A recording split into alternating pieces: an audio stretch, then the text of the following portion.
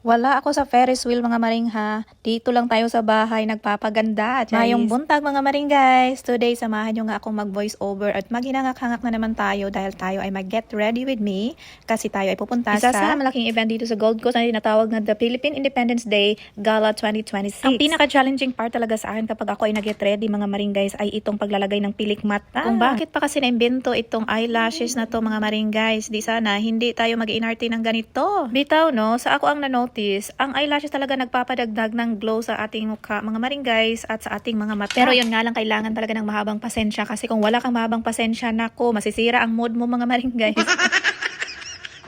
Kaya na lang nitong nangyari sa akin ba? Grabe ka excited ako dito mga maring guys, mag-get ready with me. Nasira lang paglagay ko ng eyelashes. Inabot yata ako ng 40 minutes diha mga maring guys. Natingnan nyo yung mukha ko dyan, no? Nawala na ako ng gana. Pero laban Japan pa rin mga maring guys, kasi nga kung walang tiis, walang ganda. Pero masasabi ko naman talaga na worth it kasi pagkatapos ganito ng outcome mga maring guys. I-flex ko talaga ito ng bongga, tingnan nyo. So, sabi nga nila lahat may behind the scenes. So tingnan nyo ba naman ang mga natapo na lashes mga maring guys. Ang daming nasayang, OMG.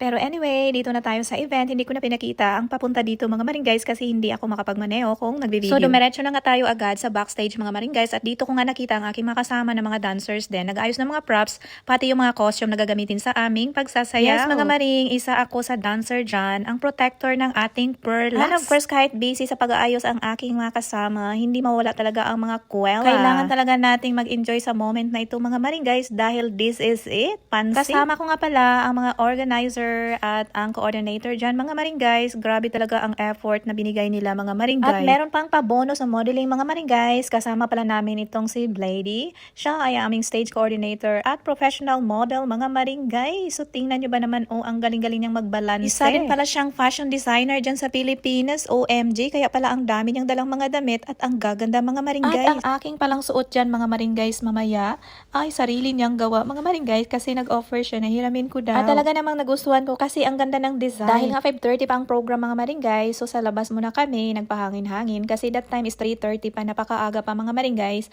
So kailangan muna natin ng fresh air. Para naman ma-refresh din ang memory, mabuti na lang maaga kaming dumating dyan kasi kailangan namin at least makapag-practice ng kahit isang beses para sa sayaw mamaya. So mag-start na pala ang program. Ito pa lang na setup nila ng mga tables and chairs mga maring guys.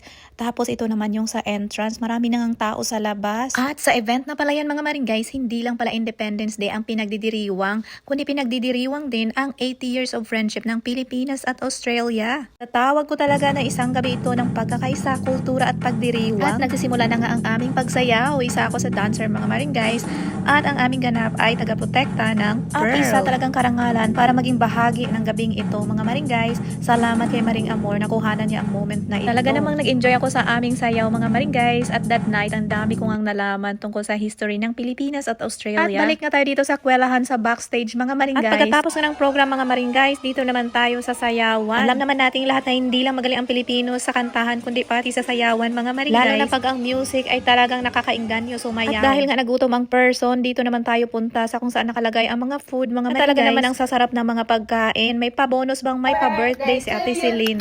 Happy birthday to you. Happy birthday, happy birthday, happy birthday to you. Hip hip hooray! Hip hip hooray! Happy birthday sa'yo.